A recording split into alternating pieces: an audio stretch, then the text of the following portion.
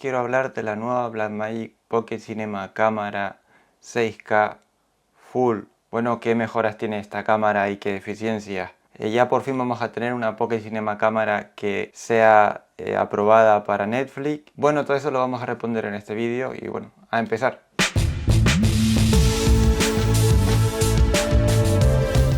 Como sabéis, la mayor mejora, digamos, que tiene esta cámara frente a las otras de Blackmagic es que por fin tenemos una cámara que es full sensor o formato completo.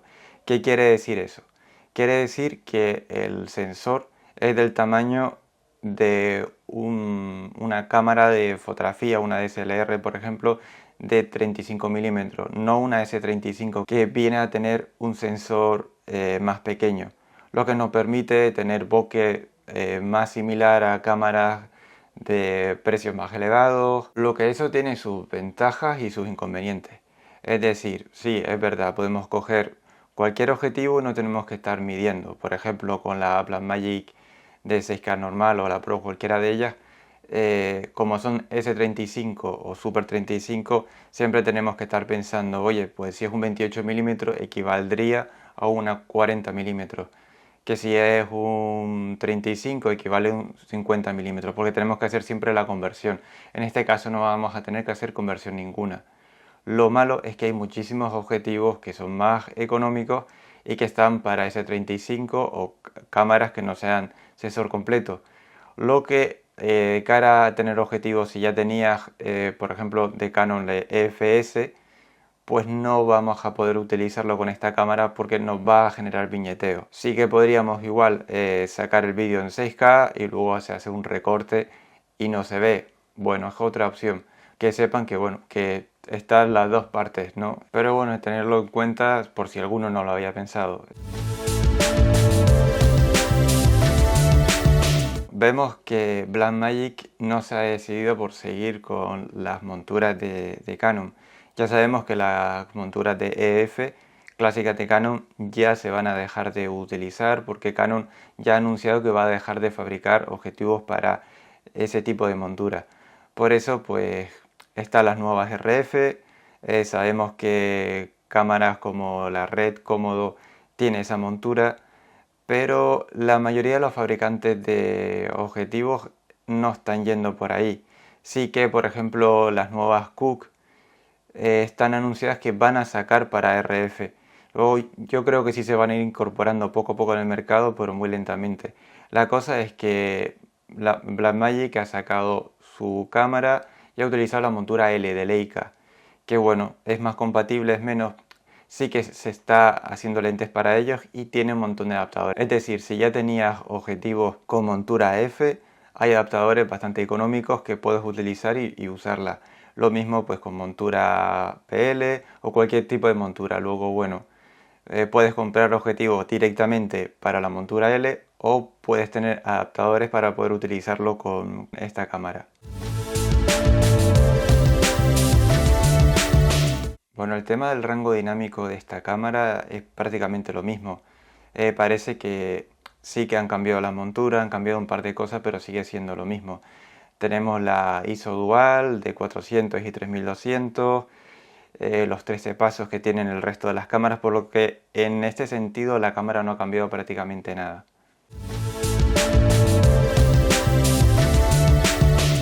El diseño y construcción es básicamente el mismo que el resto de las cámaras, tú lo ves por fuera y básicamente es igual, solamente porque en una esquina te pone que es full sensor, sabes que es formato completo, porque si no la confundirías con cualquiera de las otras cámaras, sobre todo la G2, porque en lo que se parece a las cámaras anteriores, exceptuando la Pro que tiene filtros ND internos, esta nueva no tiene filtros ND internos, lo mismo que la G2.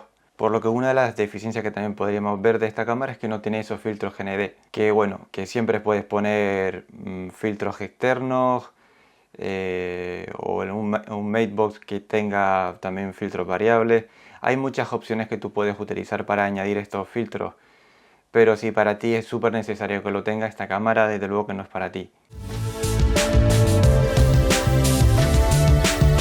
Con el tema de los formatos que tiene de grabación ha habido un cambio, que es que ya Blackmagic no incorpora el ProRes. Luego, hay para personas que igual en su flujo de trabajo, pues porque trabaja con otras cámaras, quiere que todas utilicen ProRes y el hecho de que lo hayan quitado es un problema. Por otro lado, vemos que esta cámara te graba en 6K en lo que llaman OpenGate, que quiere decir el sensor completo. La relación es 3:2, es decir, es exactamente la misma hecha con una fotografía, por lo que no se adapta a los estándares que tenemos de Full HD o de DSI. La relación que hay, para recordar, ya lo he comentado en otros vídeos, en un televisor es distinta a la de una fotografía. Tenemos el 16:9, que hablamos de lo que es el Full HD o el Ultra HD o el HD, que son distintas relaciones con distintas resoluciones en que obedece pues a una relación entre el ancho y el alto. Cuando ha aparecido el 4K hay una nueva relación que es la 17:9 y bueno, esta cámara puedes grabar a esa nueva relación, pero tengan en cuenta que para la mayoría de los trabajos, al menos me pasa a mí, yo creo que para casi todos, estamos hablando todavía de la relación que tiene el Full HD. Es decir, nuestros monitores, la mayoría de ellos, van a ser Full HD. Los televisores también. Y el cliente al final te va a pedir lo más seguro que sea la relación Full HD, incluso a 1080, ¿no? Lo que ello quiere decir es que probablemente tenga que estar cortando. En la única tamaño de resolución que te permite hacerlo a esta relación entre ancho y alto es a 2K, lo que bueno, pierde bastante calidad si luego quieres recortar la imagen y quieres hacer algún tipo de zoom o algo así, pues no te va a ser válido. Luego lo mejor es igual sacar a 6K y luego ya cortarlo. Sobre el tema de los medios de grabación, tenemos el USB-C, como siempre con la Blackmagic, que puedes grabar en un disco duro externo.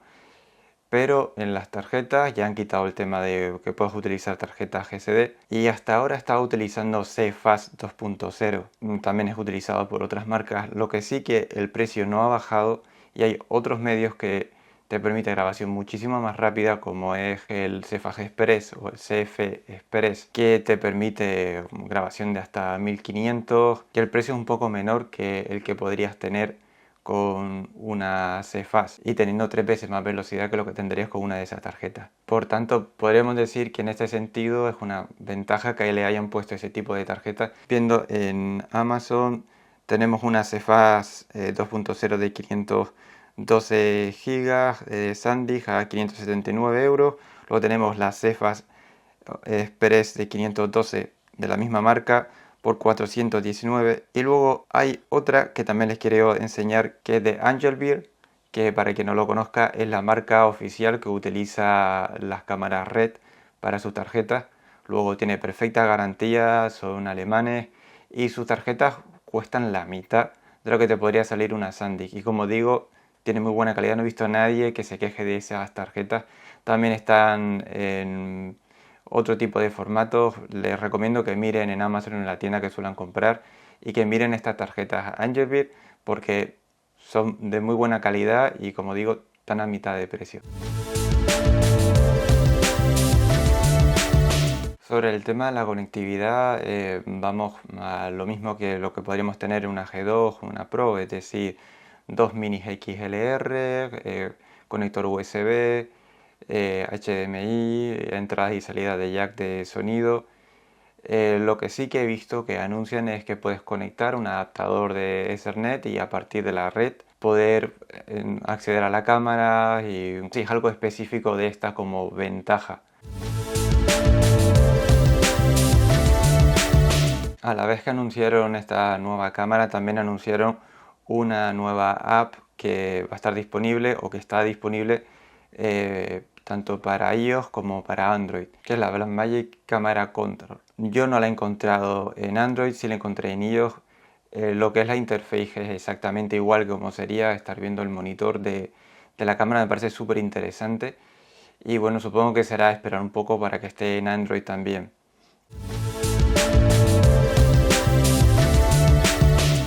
Bueno, esta pregunta ha estado siempre en el aire con el tema de Netflix, si va a ser aprobado o no. A la gente me imagino que le extraña bastante de que hayas cámaras como la R5C, que es una cámara que es medio cámara de fotografía, medio cámara de cine, y esa cámara sí ha sido aprobada por Netflix, igual que muchas otras, como de Sony, como de muchas otras marcas, pero esta cámara nunca acaba siendo aprobada. Bueno, el problema principal que tiene esta cámara es que el tema del timecode, el código de tiempo que se tiene para sincronizar las cámaras, grabadoras de sonido y demás, no nos va a permitir tener un flujo de trabajo en el que se pueda grabar el audio y a la vez poder tener un sistema de timecode inalámbrico. Voy a hacer un vídeo sobre todo el tema del timecode, sobre cómo funciona, qué elementos hay, se puede utilizar de forma gratuita, para qué nos va a servir, cómo va a agilizar nuestro flujo de trabajo. Bueno, voy a tratar de abarcar absolutamente todo sobre esta tecnología que para la mayoría igual es un poco desconocida o un poco complicada de utilizar. Yo aseguro que es súper sencillo, simplemente hay que entender determinadas cositas y para cualquier equipo pequeño o grande os va a ayudar muchísimo los flujos de producción. Bueno, pues esta cámara no incluye eso. Por ejemplo, la Ursa sí lo incluye. Tiene un conector BNC, es como lo más clásico. Y esta cámara sí ha sido aprobada por Netflix, pero justamente esta otra cámara que no tiene eso, pues no lo ha sido. Puede ser aposta que lo hagan para que si quieres una cámara que pueda ser aprobada para producciones de Netflix, tengas que comprar una cámara mayor. No lo sé si puede ser eso, pero el hecho de que no le hayan añadido ese conector ya da por hecho, a no ser que cambien un poco las reglas, que no vaya a ser aprobado. Hay cámaras, por ejemplo, como la FX3, que sí te permite y es por el USB. Luego, si igual incluyen en una actualización que se pueda conectar por USB, probablemente sí sea aprobado, porque ya que otras cámaras lo han sido, no hay ninguna razón por lo que no lo sea. Por lo que desde ya se puede decir que esta cámara no va a ser aprobada. De todas formas no quiere decir nada, es una cámara buenísima. Tenemos el tema del sensor completo, tenemos el RAW, tenemos un montón de ventajas que tiene esta cámara y un precio muy asequible. Que, a ver, que no sea aprobado para producciones de Netflix no quiere decir que no puedas hacer una producción que pueda llegar a estar en Netflix. Aquí, cuando hablamos de la lista esta de Netflix, es si ellos pagarían una producción en la que se está utilizando cámaras de este tipo. En este caso no, pero como les digo, vale, es simplemente un dato que para la mayoría de nosotros no va a ser demasiado relevante. Después de todo lo que hemos hablado, de esas ventajas que tiene, inconvenientes y demás, está la pregunta del millón. ¿Me compraría una cámara de estas o no la compraría? Bueno, hay otra pregunta que hay que responder primero.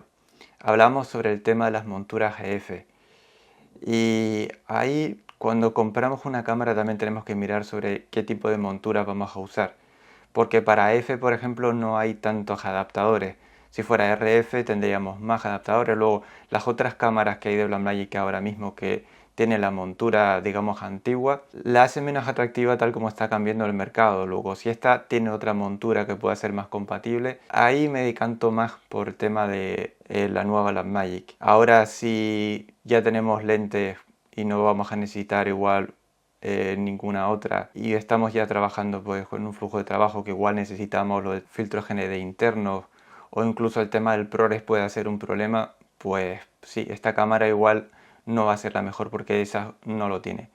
Entonces, bueno, tiene sus ventajas, tiene su inconveniente, cada uno tiene que decidir qué es completamente importante, qué no es completamente importante y a partir de ahí pues tomar una decisión. En mi caso, ahora mismo no necesito una segunda cámara, pero si la necesitara, yo me decantaría más por esta que por las otras. Porque el ProRes para mí no es un problema. El tema de los filtros GND internos se pueden utilizar externos y para mí tampoco supondría un problema. Y si me interesa que tenga una montura que sea compatible para lentes que vayan viniendo. Ahora mismo que se sabe es que las F no se van a usar más, entonces no me interesa una cámara que yo quiero que me dure pues una serie de años y que tenga unas monturas que vaya a ser cada vez más difícil encontrar. Sé que ya tengo objetivos que utilizan esa montura, pero sé que a la larga esos objetivos poco a poco se irán dejando de utilizar y a la hora de utilizar nuevos objetivos que están saliendo constantemente, como decíamos estos Cooke, Nisi ha dicho de que va a sacar unos nuevos de cine de formato completo. Todas las marcas están sacando nuevos objetivos y la mayoría no están yendo por F porque saben que no se está utilizando, porque saben que se va a dejar de utilizar. Entonces, bueno, pues para mí sí sería interesante, además el tema de que sea full, te va a dar también una percepción en la imagen mucho más parecida a lo que yo estoy acostumbrado en fotografía y mucho más parecida a lo que estamos acostumbrados pues, ver en películas en que se utiliza la Alexa Mini LF o la 35 o cualquiera de ellas. Y estamos con una cámara pues con un precio muchísimas veces más bajo que esa. Bueno, si tienes cualquier comentario sobre esta cámara, si quieres saber cualquier otra cosa, tienes alguna petición de algún vídeo o si quieres comentar cualquier cosa, ahí están los comentarios. Y bueno, si quieren seguir viendo vídeos, como les dije, en poco haré el tema del timecode, también tengo otros con tema de Matebox. Hay un montón de vídeos que van a ir saliendo y si los quieres ver, suscríbete, dale a la campana y bueno, hasta la próxima.